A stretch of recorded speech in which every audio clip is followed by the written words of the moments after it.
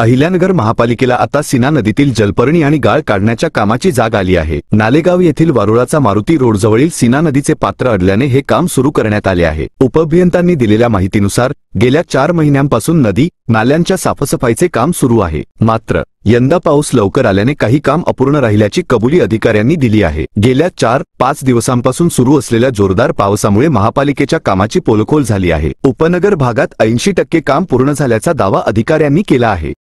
नदी नाले साफसफाई करण्याचं काम महानगरपालिकेमार्फत 4थ्या महिन्यापासून प्रगतीत आहे। आतापर्यंत मोठे पाऊस झाले, कुठे प्रॉब्लेम आलेला नाही। आता नियमाप्रमाणे मे महिन्यात पाऊस होत नाही, पण यावर्षी अवकाळी पाऊस झाल्यामुळे नियोजन थोडं कोलमडलंय।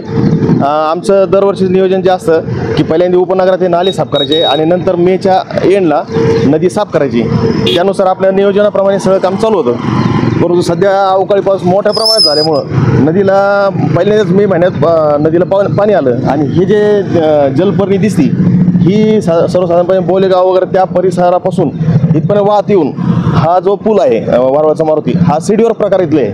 त्याच्यामुळे हे पाईपात वाहन क्षमता कमी असते, त्याच्यामुळे त्याच्यात ते सगळं अडकल्यामुळे ते पाणी सगळं पुलावरून पाणी वाहत आहे। तर मी आताच अतिक्रमण विभागाकडून माहिती घेतली, उपनगरातील काम जवळपास 80% पूर्ण झालेले। नदीचं काम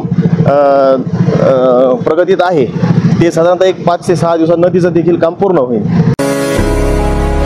आता कडक उन्हाळ्यात राम एजन्सी घेऊन येत आहे खास थंडगार गारवा, सर्व ब्रँडेड कंपनीचे फॅन, एसी, कूलर्स, फ्रीज आणि बरेच काही। तर या उन्हाळ्यात एकदा अवश्य भेट द्या नामांकित कंपनीचे इलेक्ट्रॉनिक वस्तूंचे नगर जिल्ह्यातील एकमेव विश्वसनीय दालन राम एजन्सी, शाखा सावेडी, नवी पेठ आणि मार्केट यार्ड।